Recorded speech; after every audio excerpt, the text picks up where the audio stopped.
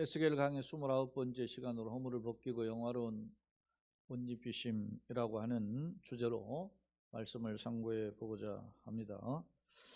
자, 허물을 벗기고 영화로 옷 입히심이 뭘까? 30부분 함께 읽도록 하겠습니다. 에스겔 16장은 상징과 비유를 통한 계속된 교훈이죠. 교훈의 연속으로 하나님과 이스라엘의 관계를 혼인으로 비유하고 있다. 예컨대 신랑이신 하나님은 신부를 아껴주셨지만 그러나 신부인 이스라엘은 소위 신부의 삶을 버리고 선민의 삶을 버리고 기대하시던 모습과는 반대로 타락한 생활을 했음을 지적하고 있다. 이런 내용이 이 16장 전체에, 오늘 16장 좀 길거든요. 전체에 나타나는데 이 중에 오늘 1절로 14절은 이스라엘의 출애굽하여 왕국으로 성장하기까지 지속적으로 베푸셨던 하나님의 사랑을 묘사하고 있는데 그 내용이 뭔지 살펴보자라는 것입니다. 자, 오늘 말씀은 앞서 비유와 상징에 계속된 교훈이라 그랬죠. 그러니까 이 내용에 함축하고 있는 의미가 뭔가를 들여다볼 필요가 있어요. 문자적으로 보면 이게 무슨 뜻인가 잘 이해가 되지 않는데 이스라엘 백성들이 알고 있는 그 현상을 통해서 이스라엘을 영적으로 비유한 거예요. 너가 얘네들이 이런 상태였다. 근데 내가 이런 상태로 내가 바꿔줬다. 근데 너희가 그런 내용이에요. 오늘은 사실은 14절까지는. 근데 그 다음 이제 15절부터 그럼에도 불구하고 이렇게 바꿔주었는데 소위 말하면 벌거벗은 그 상태였었는데 내가 왕으로 만들어 주었다. 네? 왜냐 부부의 관계를 표현할 때 신랑과 신부 할 때 하나님은 왕이잖아요. 만왕. 그러면 이스라엘 백성들은 왕비가 되는 거잖아요. 그런 상태로 만들어 주었다. 그럼에도 불구하고 너희들이 타락의 길, 어떤 겁니까? 타락의 길이 대표가 뭐예요? 우상 숭배 아니겠어요? 그 길로 갔었다 하는 내용이 이제 뒤에 나오는데 오늘은 1절로 14절의 내용을 중심으로 한번 살펴보고자 합니다. 자, 또 여호와의 말씀이 내게 임하여 이르시되, 또 여호와의 말씀이 내게 임했다는 것은 거듭거듭 하나님의 말씀을 비유 형식을 통해서 에스겔을 통해서 이스라엘 백성들을 깨닫게 하시는 말씀인 것이죠. 자, 인자 예루살렘으로 그 가증한 일을 알게 하여. 예루살렘은 이스라엘 백성들을 가리키는 표현이죠. 뭐 예를 들어서 시온의 딸들아, 뭐 예를 들어서 예루살렘의 딸들아, 이거는 이스라엘 전체 백성을 가리키는 표현이잖아요. 그러니까 예루살렘이라는 말은 이스라엘 백성들로 하여금 그 가증한 일을 알게. 그 가증한 일이 도대체 뭘까? 여러분, 가증한 일은 문자적으로는 토에바라는 히브리어인데 소름 끼칠 정도로 혐오스러운 어떤 물건이나 그런 행위를 가리키는 것인데 궁극적으로는 엄밀히 말하면 우상숭배란 말이죠. 너희가 이스라엘 백성들이 하나님의 백성이잖아요. 선민이잖아요. 자랑은 해. 근데 들여다보니까 뭘 해 지금? 가증한 일이야. 그러니까 그 가증한 일을 깨닫게 하라는 거죠. 자, 어떤 존재인지를 한번 깨달은가 보세요.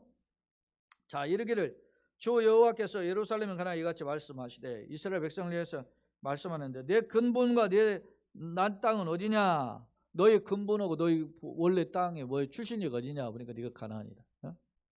가나안을 보니까 네 아버지는 아모리 사람이고 어머니는 헷 사람이다. 이게 가나안을 대표한 소위 가나안 7족속이 있죠.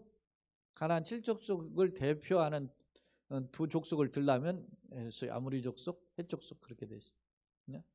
아모리 족속은 뭐 산지와 이런 지형, 고산지와 이런 지형을 통해서 있는 그 족속이고, 헷 족속은 히타이트 족속이라고 철기 문명을 일으켰던 거인 족속 아닙니까? 르바임의 후손으로. 그러니까 굉장히 강력한 족속이에요. 그러니까 어떻게 보면 이스라엘 백성들이 그동안 지금 에스겔 선지자를 통해서 조질 때니까 이스라엘이 지금 1차, 2차 포로 가고 마지막 3차 포로 가기 직전이잖아요.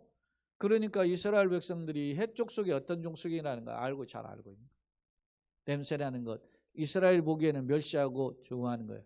여러분, 놀라운 거는 헷 족속에서 유명한 사람 한 사람이 있죠. 누구죠? 헷 족속 출신 중에 우리야. 네? 바세바의 남편 우리야.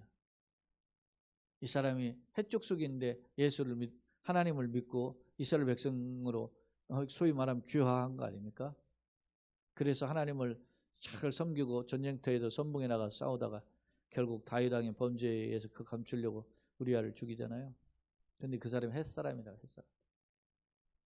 이스라엘은 이렇게 오픈된 사회예요. 하나님 믿으면 다 누구나 다 알려준. 이야기 좀 다른 각도로 갔는데, 아모리 사람이다 햇사람이라는 것은 멸시하고 비아냥거리는 우상숭배에 쩌든 죄악에 쩌든 족속임을 보여주는 상징적 표현이에요. 자, 네가 난 것을 말하건대 네가 날 때 내 배꼽줄을 자르지 아니하였고. 여러분 태어나면 배꼽줄 자르잖아요. 그리고 그거를 씻어야 돼요. 물로 씻어 정결하게. 여러분 핏덩이로 태어나지 않습니까? 그러면은 씻어야 될 거 아니에요. 정결 예식을 하는 거죠. 그 다음에 소금을 뿌린다라는 것은 뭐예요? 일종의 지금과 같이 의학적으로 뭐 하는 것이 아니기 때문에 소금을 통해서 어떻게 하면은 세균 이런 것들 처리하는 그런 작업을 하는 거예요. 근데 그렇게 안 하고 강보로도 싸지 않았다 이런 경우는 뭐냐면, 제가 이렇게 자료를 살펴보니까 여자애가 태어나면은 옛날에는 아이가 남아 선수노 사상이 있어서 남자는 전쟁이나 이런 거에 대한 어떤 용맹성의 밑거름이 되는데 여자는 그렇지 못하니까 여자 낳는 것을 별로 좋아하지 않았다는 거예요. 우리도 어렸을 때만 해도 보면 남아 선호하는 생각이 있죠. 그래서 뭐 어떤 집안에는 딸만 낳으면 키워코 아들 하나 낳으려고 그러잖아요. 아들 여러 명 낳는 딸 하나 보겠다고 낳는 사람은 드물어도 딸 여러 낳았으면 아들 낳으려고 한다니까.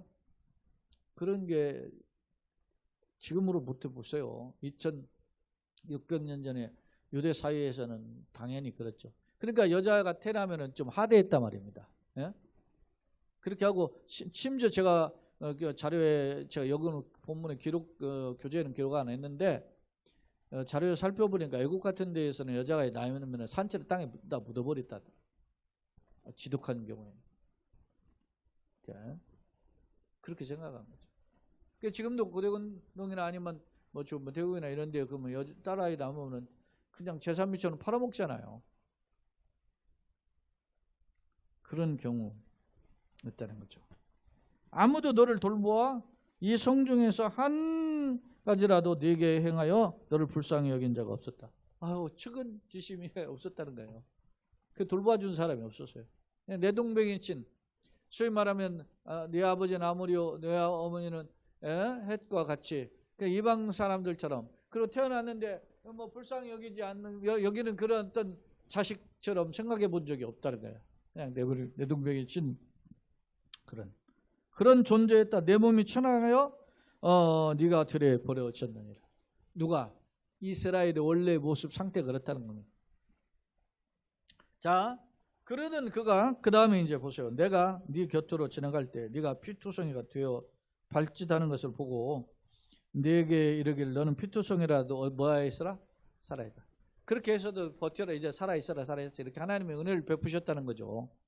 그래가지고 이 피투성이가 살아있으라 하고 내가 너를 들에 풀같이 많게 하였더니. 그런데 막 곧 죽을 것 같던 존재잖아요. 피투성이가 버려졌으니까 어떻게 살겠어요? 그런데 그런 존재가 들에 풀처럼 막 셀 수 없이 많아지는, 풀처럼 번성하였다는 거죠. 그렇게 번성했는데 알고 보니까 내가 크게 자라고 심히 아름다우며 유방이 뚜렷하고. 이걸 뭐요? 유방이 뚜렷할 정도면 어땠습니까? 처녀가 된 거예요. 결혼할 정도의 처녀가 된 거예요 지금. 아름답고 이렇게 별 볼 일 없는 거를 하나님이 걷어가지고 풀처럼 많아지게. 이건 소위 말하면 애굽 생활을 이야기하는 거예요.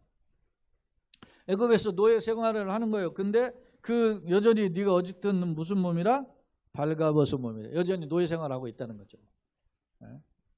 이스라엘의 원래 상태가 가나안 땅에 갈 때 별 볼 일 없었다. 사실은 아브라함 부를 때 아브라함이 뭐 우상장사하는 가정에서 불렀잖아요. 그래서 별 볼 일 없었죠. 이제 이삭 야곱을 통해서 할 때 요셉이 이제 애굽에 팔려갔고, 그리고 2년 흉년 차에 아버지 형제들 만나가지고서는 아버지를 이제 모시고 가잖아요. 그래서 거기서 애굽에서 막 번성하게 된 거죠. 그러니까 번성하게 되니까 깜짝 놀라가지고 바로가 이제 요셉 알지 못하는 애굽의 왕이 말이지 이스라엘을 학대하고 그래서 어떻게 하면 노예로 삼잖아요. 그런데 번성해가지고 200만 명이 되는 그런 상태로 번성한 겁니다. 응? 그러나 여전히 무슨 상태예요? 번성했지만 노예잖아요. 발가벗은 알몸이다. 처녀로 이제 성장했는데 처음에는 핏덩이와 같아가지고서는 어떻게 될지 모르는 그런 상황이었는데 이제는 번성을 했어요. 풀처럼 들의 풀처럼 번성했어요. 그런데 여전히 뭐요? 처녀처럼 결혼할 나이가 됐는 여전히 벗은 알몸이에요. 그래서 8절 내가 네 곁으로 지나며 보니 네 때가 사랑할 만한 때라. 사랑할 만한 때는 뭐예요? 결혼할 때라 말이죠. 이게 결혼할 때라. 내 옷으로 너를 내 옷으로 너를 덮었다. 여러분요, 벌거벗은 여인을 있는데 내가 그것을 옷으로 덮어줬다. 이 말은 내가 내 아내로 삼았다. 그런 말이에요. 예? 그런 걸 비유해요. 덮어 벌거벗은 것을 가리고 네게 맹세하고 언약하여. 벌거벗은 이제 아내를 삼고서나 100년 해로 합시다. 뭐 이렇게 언약한 거죠. 신랑이신 하나님의 신부인 이스라엘 백성을 신부로 맞아들인 거 벌거벗은 애굽에. 그래서 애굽에 있는 자들이 이제 하나님이 신부로 맞아들인 거 어떻게 했어요? 출애굽을 시킨 거죠. 출애굽 시켜서 가나안 땅으로 보냈다라는 의미예요. 이게 맹세의 언약하여 너를 내게 속하게 하였느니라. 나 주여 말이니라. 하나님 그렇게 하셨다는 거예요. 자, 내가 물로 내 피를 씻어 없애고 이제 그 더럽고 냄새나고 이런 그 추한 것들을 다 씻어냅니다. 그리고 내게 기름을 바르고. 여러분 시집을 가려니까 어떻게 꽃단장하죠? 그래서 기름을 바르고 또 수놓은 옷을 입히고. 수는 아무나 있습니까? 수를 놓는 것은 귀족이나 왕족이나 있는 사람들이 입는 옷들이죠. 우리나라도 보면은 사무관대 결혼식에 하고 하잖아요. 사무관대가 어떻게 뭐예요? 그게 벼슬아치들이 입는 것이 사무관대 아닙니까? 신랑 할 때. 그죠? 왜 그래요? 너 평생 관리 노릇 못했는데 결혼할 때라도 한번 써보라. 그렇게 주는 거 아니겠어요?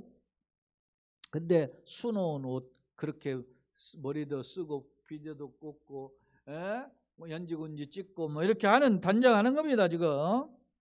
그다음 물돼지 가죽신. 이 물돼지라고 했는데 이게 아마 해달 어떤 경우는 이렇게 번역이 됐던데 어찌 됐든 그러니까 율포병에 이제 그거를 껍질을 봐가지고 신을 만들었어요. 그러니까 아무나 여러분 가죽신은 아무나 있습니까? 우리나라도 보면 옛날에 말입니까?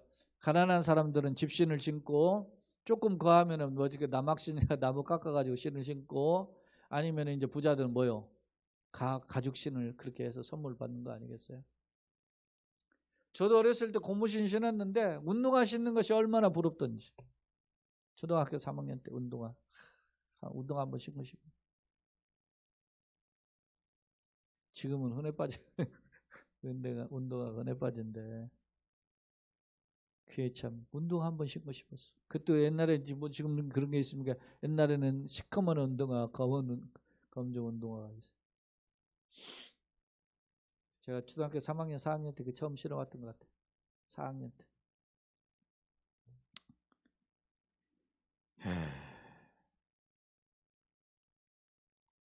가죽신을 신기고 가는 배로 두르고 모시옷을 입더니. 이 모시옷이 가득은 부자들 입는 옷이죠. 모시로 이렇게 번역이 했는데 사실은 원어를 이렇게 들어보면 비단옷입니다. 비단옷을 입히고 폐물을 채우고 폐물인데 폐물을 여러 개요. 자, 팔고리도 있고 손목에 끼우고 목걸이도 있고 팔목걸이, 발목걸이, 목걸이 다 차는 거죠. 귀걸이 뭐 다 이게. 그다음에 코고리를 코에 달고 귀를 귀걸이에 달고 코고리도 있고. 걸 때마다는 다 걸은 거야. 얼마나 치장하려고 멋있게 하려고 한 것이.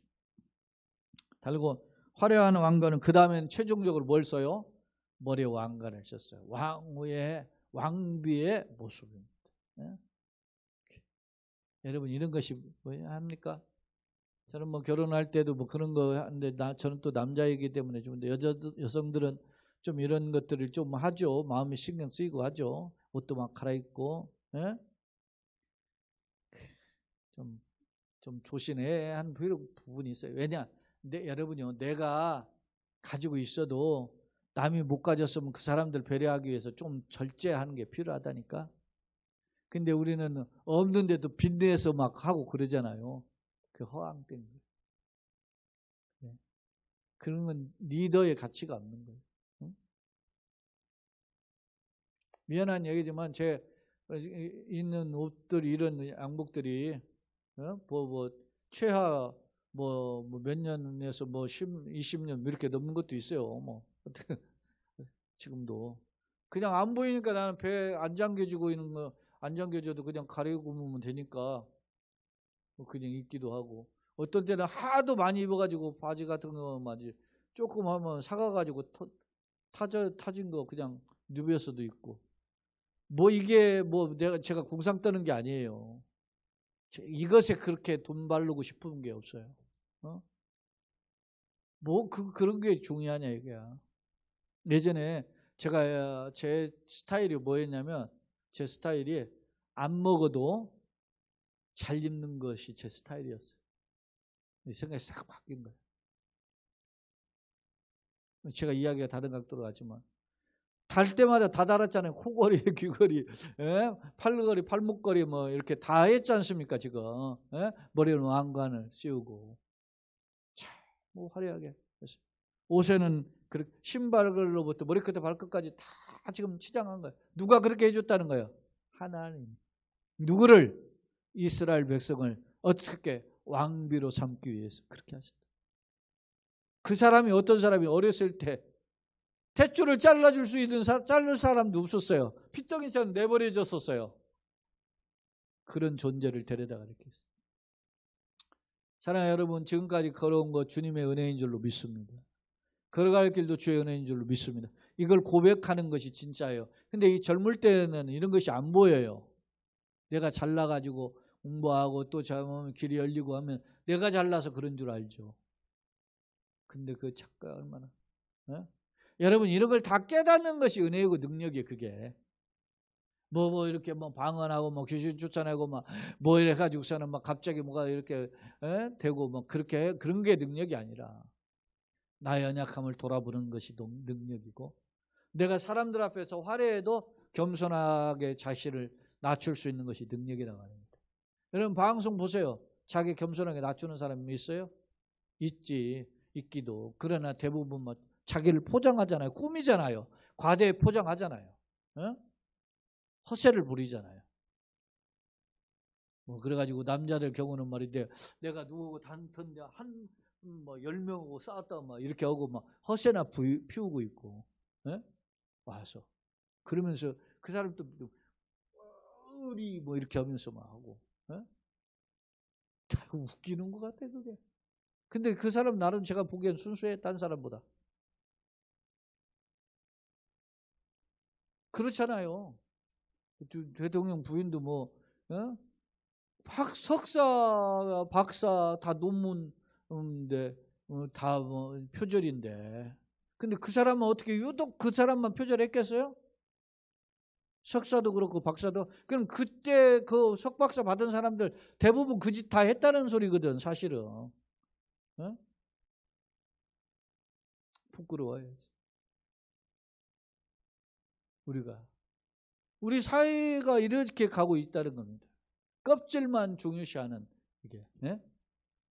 우리 그런 말을 했잖아요. 개국 콘서트에서도 그런 게 나왔었는데 1등만 알아주는 이런 더러운 세상 하면서 그런 코너가 있었어요 옛날에. 여러분, 교회도 그런 거 아닙니까? 교회도 큰 교회, 대형 교회 1등만 알아주는 교회 이런 식으로. 교회도 말이지. 돈 많이 헌금하고 하는 사람만 알아준다든지 이런. 그래서 그런 데가 좋은 줄 알고 사람들은 현혹이 되는 거예요. 그런데 오늘 보세요. 누가 나를 치장해야 돼요? 하나님. 하나님이 나를 신부 삼으시고 나를 치장해 주셔야만 내가 되는 거예요. 내가 어떤 존재, 핏덩이와 같은 존재였어요. 다 내버려둬가지고 남도 쳐다보지도 않는 존재였는데 주님의 은혜가 놀라. 그래서 어메이징 그레이스, 천부의 의지 없어 손들고 이 찬양이 되는 겁니다. 자, 다시 돌아와 보세요. 13절 이와 같이 내가 금과 은으로 장식하고 가는 배와 모시와 수놓은 것으로 그것을 입으며 또 고운 밀가루 꿀과 기름, 이게 고운 밀가루 꿀과 기름은요 부잣집들에서 먹는 거예요. 이게 지금 먹음으로 극히 곱고 형통하여 왕의 지위에 올랐느니라. 아하, 대단한 거죠. 여러분요, 이스라엘 백성은 출애굽에서 가나안 땅에 정복하는데, 여러분 출애굽에서 가나안 땅 들어갈 때 요단 강물이 마르잖아요. 지난 시간 봤잖아요. 제사장 법궤를 메고 했을 때 요단 강물이 그 범람단 말이에요. 말라버리고 이스라엘 건넜다는 걸 통해서 들었을 때 그 건너편에 있는 큰 성이, 여리고성이 문이 굳게 닫혔다. 왜? 이스라엘 백성이 요단을 건넜다는 소식을 통해서. 이미 소식을 들었어요. 요단강 건너편에서 그 아모리 족속 헤스본 왕 시혼과 바산 왕 옥을 어떻게 해요? 바산 왕 옥은 어떻게 했습니까? 그 창자로가 배틀죄와 같을 정도로 거인이었어요. 근데 그들이 다 한 방에 그냥 묵사발 됐지 않습니까? 그런 걸 알고 문이 닫힌 거예요. 벌벌벌벌 뜬 거죠. 가나안 땅의 족속들이 어떤 사람입니까? 용맹에 용맹을 걸었던 족속들입니다. 그런데 다 문이 닫힌 겁니다. 여리고성이 어떻게 무너졌죠? 누가 무너뜨리셨습니까? 목사님 초등학교 주일학교 가가지고 물어봤더니 여리고성 누가 무너뜨렸지? 그랬더니 목사님 우리가 안 했어요. 그래가지고 목사님이 장로님한테, 초등학교 부장인 장로님한테, 장로님 애들한테 여리고성 누가 무너뜨렸는지 물어봤더니 자기들이 안 했다고 그럽디다. 그거 어떻게 된 겁니까? 그랬더니 아마 걔네들이 안 했다면 안 했을 겁니다. 그랬다잖아요. 자, 여러분요, 여리고성이 7일 동안에 말이죠, 하루에 한 바퀴씩 6일 동안 마지막 7일째 7바퀴 돌 때 무너졌지 않습니까? 아무것도 한 게 없어요. 그냥 하나님 말씀대로 순종하셨어요. 오늘 나의 가는 길에 그가 다윗이 이제 욥이 고백한 거죠. 나의 가는 길을 그가 아시나니 그가 나를 단련하신 후에 내가 정금같이 나오리. 욥이 고백한 거 아닙니까?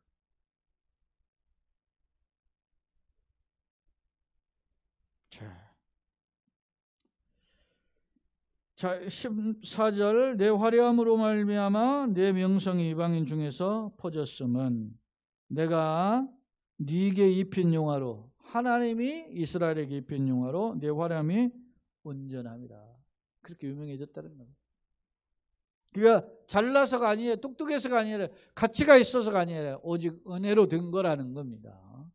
이것을 상기하고 주 여호와의 말이니라 지금 반복해서 계속 나오고 있죠. 이렇게 있던 존재를 이기겠다. 자, 주제가 뭐라고 했어요? 허물을 벗기고 냄새나던 존재였죠. 피덩이 같은 존재였죠. 아무도 누구도 쳐다보지 않던 존재예요. 그런데 그것을 다 벗겨내고 하나님의 영화로 옷 입혀주셨다라는 것입니다. 자, 두 번째 이제 오늘 말씀을 요약한 내용 봅시다. 과거 조상이 가나안에 거할 때의 모습으로 자립이 불가능한 상태였다. 그런 거죠. 아버지는 아모리, 어머니는 헷족속과 같은 존재였다는 거죠. 가정한 일, 토해봐, 소름 끼칠 정도 혐오스러운 물건이나 행위를 가리키는데 그 대표적인 게 우상숭. 그게 빠져있던 존재와 같았었다는 거예요. 자, 그런데 원치 않는 여자가 출생했을 때의 풍습인데 기본적인 행위도 해주지 않는 그런 비참한 모습. 그런 상태였다는 거예요. 이스라엘의 모습이. 그리고 또 그런 자들을 애굽에서 종살이 할 때 비록 노예했지만 어떻게 해요? 들의 풀처럼 막 풍성하게 했어요. 그래서 그 가슴이 커지고 이제는 시집갈 때처럼 성장하게 만들었다는 거예요. 이제 그쯤 되니까 하나님 어떻게 이제 모세를 통해서 출애굽시킨 거 아니겠습니까? 출애굽시켜서 가나안 땅을 주시고 노예 신세했지만 성숙한 처녀로서 성장하게 하셨고 이제는 내가 어떻게 해요? 그들 자 꽃단장 시켜가지고 뭐를 삼았어요? 왕비 삼았다는 거예요.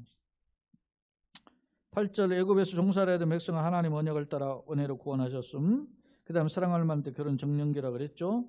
내 옷으로 너를 덮고 혼인 약속을 상징하는 유대의 문학적인 표현이다. 이게 결혼합시다 옷으로 덮어줬다라는 것은 그런 뜻이라는 거겠죠. 즉 이스라엘이 하나님이 이스라엘과 혼인 언약을 맺으신 것을 보여주고 가나안 입성 후에는 어떻게 해요? 대적들을 정복하고 끝단장시켜서 왕후처럼 풍성케 했다는 거예요. 즉 왕후의 화려함과 번영의 비결은 뭐요? 다 오직 은혜예요. 오직 은혜. 오직 하나님의 은혜로 이렇게 된 줄로 믿습니다. 그래서 사랑하는 여러분, 앞서 이야기했지만 우리도 죄악의 노예가 종로에 다니는 사람 천에 하나 많아 우리를 예수 믿게 하신 거 아닙니까? 네? 그게 은혜 아닙니까? 내가 잘나서가 아니라니까. 오직 은혜로. 오직 은혜로. 네? 그러니까 우리가 예수를 믿고 더 성경을 알고 은혜를 맛보고 또 잘 나가면 더 겸손하게 하나님 은혜로 걸어왔습니다. 고백할 수 있어야 돼요. 그게 진정한 간증이라고 합니다. 바울도 자기가 유명해지고 하니까 말이지 어떻게 으쓱할 수 있잖아요. 그런데 바울이 자기를 그런 자신의 모습을 처복종시켰다 그러잖아요. 고린도전서 9장에 보니까 내가 내 자신을 처복종시키고 내가 그리스도를 전파한 후에 도리어 버림이 될 것 두려워요. 도리어 버림이 된다라는 말은 뭐냐면 선수로서 실격당할까라 그런 뜻이에요.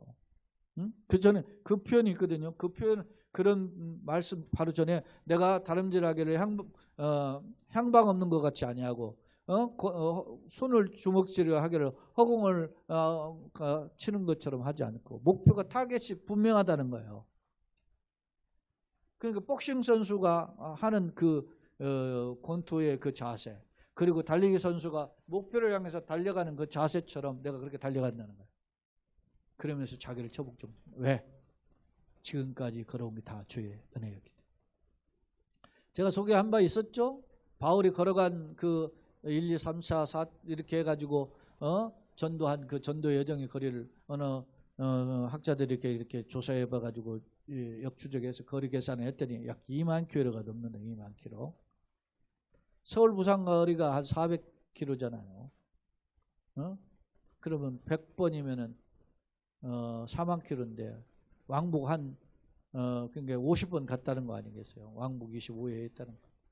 여러분 걸어서 갔다고 지금 바울이 물론 간 곳을 보면은 대부분 걷거나 어떻게 해요? 배 타거나 그랬거든요. 무슨 뭐 마차를 이용하고 뭐 이렇게 했다 이런 자료가 없으니까 그건 모르겠는데 어찌됐든 참 어려운 여정. 근데 거기가 보통 어떻게 했습니까? 평지가 아니었잖아요. 산길. 예? 그 고린도후서 12장에도 보면 강의 위험, 강도의 위험, 사막의 위험, 여러 위험을 겪었잖아요. 자, 세 번째 화면입니다. 버려진 고아와 결혼한 비유를 통한 교훈입니다. 버려진 고아의 모습이 제 가운데 있던 자리 불가능한 상태였는데 가나안에서 이방처럼 죄에 빠져 불순종했고 또 더군다나 이제 애굽으로 옮겨갔을 때 애굽 시절에는 어떻게 해요? 자립할 수 없었던 노예에 속한 존재였었잖아요. 벌거벗은 처녀. 그런데 애굽의 비박경에도 처녀처럼 성장한 거예요. 결혼을 앞둔 처녀. 그러나 여전히 어떻게 해요? 벌거벗었어. 왜? 노예 상태니까 그랬다는 것입니다. 노예로 억압을 하셨지만 그러면 하나님 은혜로 그를 창대하게 하셨다라는 겁니다. 세 번째 하나님의 사랑 표현. 언약의 근거에서. 말씀의 근거. 누구에게 언약이에요? 모세에게 바로 직전은 모세와의 약속. 그 전에는 누구요? 사족장 아브라함과 이삭, 야곱, 요셉에게 한 약속이죠. 네 자손 하늘의 별처럼 땅에 모래처럼 많게 하시겠다. 네가 보이는 땅을 동서남북 바라보라. 네가 보이는 땅을 너와 네 자손이 주겠다. 그 약속을 이행하시는 하나님이란 말입니다. 예? 신실하신 하나님. 예? 그럼에도 불구하고 하나님의 은혜로 창대케 됐다.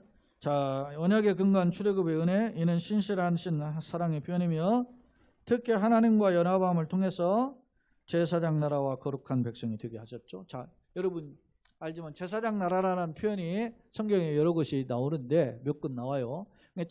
제일 처음에 나왔던 구절이 출애굽기 19장에 나와요. 그게 여러분요, 출애굽 19장이 어디예요? 출애굽을 타고 광야를 지금 홍해를 건너서 지금 시내 광야 들어갔죠. 광야에서 있다가 그들이 어디에 이르렀어요? 시내산에 이르러서 이제 출애굽기 20장부터가 십계명이에요. 그러니까 십계명을 받기 전에 하나님이 왜 십계명을 주느냐? 주시기 전에 하신 말씀이다. 그게. 그러면서 출애굽기 19장에 보면 온 천하, 온 세계가 다 하나님께 속했는데 이 속한 나라를 내가 너희를 먼저 택한 것은 너희로 무슨 제사장 나라로 삼기. 제사장이 뭐 하는 겁니까? 백성과 하나님을 중매하는 역할을, 중개하는 역할이 제사장이잖아요. 그러니까 모든 나라 중에 이스라엘 먼저 택한 것은 제사장 나라 삼았다. 그게 뭐예요? 모든 나라 하나님께 인도하는 그런 역할을 하라고 하나님 먼저 불렀다. 근데 이스라엘 백성은 어떻게 생각하겠어요? 자기는 잘나고 이방인들은, 다른 사람은 이방인을 불러지. 이방, 버림받은 사람들, 우리는 택함받은 사람, 그런 잘못된 우월의식을 가지고 살았다. 이게 우리 한국 교회 내에 없습니까?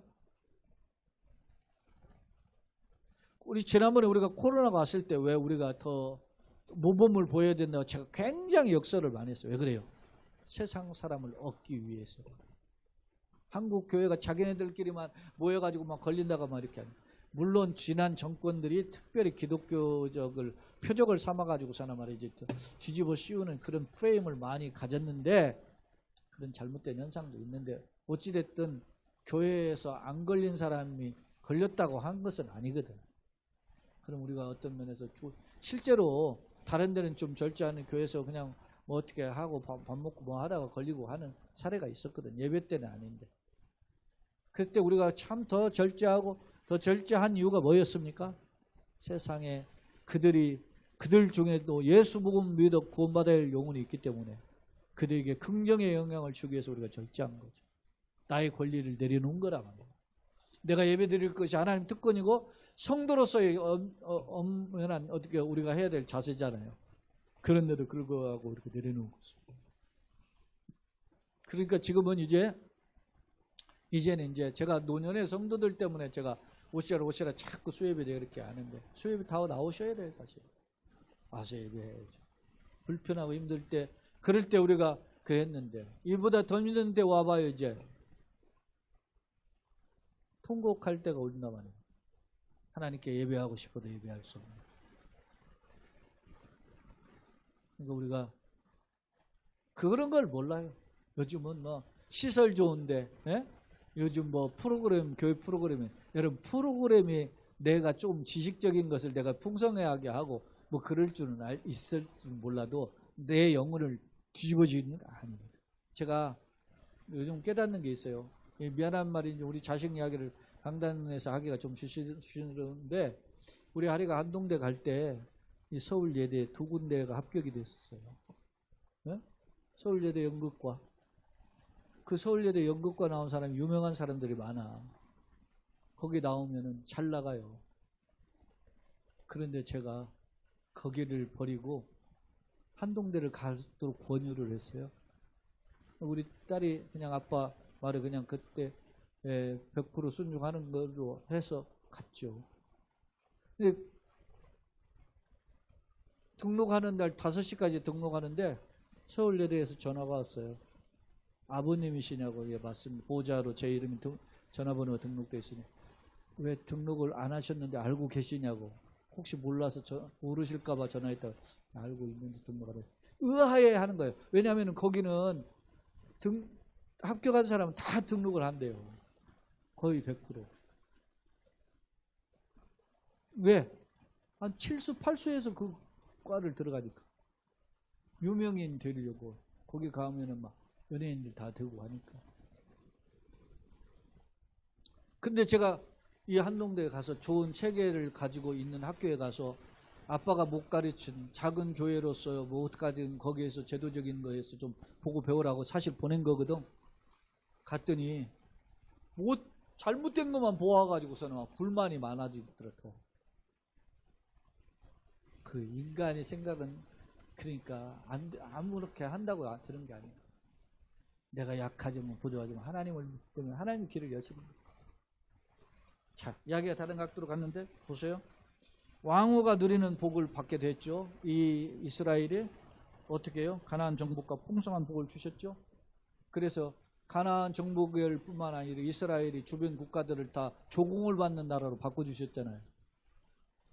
결론입니다. 본문은 버려진 유아와 아리따운 처녀의 모습을 비유로 하나님이 이스라엘 애굽에서 구원하여 번영의 왕국으로 성장시킨 은혜를 설명하고 있다. 예컨대 애굽의 노예에서 구원받아 하나님과 언약을 맺고 새롭게 출발하는 모습을 유아기로 표현했고, 하나님과 언약을 맺음으로 왕국의 번영을 누리게 되었음을 상기하고 있다. 중보갈정은 노예의 신분에서 왕으로 격상되어 풍성함을 누리게 된 비결이 뭐냐? 오직 하나님의 은혜였다. 나는 냄새나는 내 자신의 과거를 기억하고 있는 거야. 또 새롭게 부어주신 은혜에 새로운 피조물이 되게 하신 은혜에 감사하고 있는 거야. 영광의 왕으로서 세움받았음을 기뻐하고 감사하고, 그리고 이 땅을 걸어가면서 세상 끝나게 동행하시고 승리케 하시는 하나님의 은혜를 소망하면서 승리하는, 그리고 나의 입술뿐 아니라 삶으로서 그 영광의 하나님을 증거하는, 증인으로 살아가는 진정한 승리자들이 다 되시길 예수님의 이름으로 축원합니다.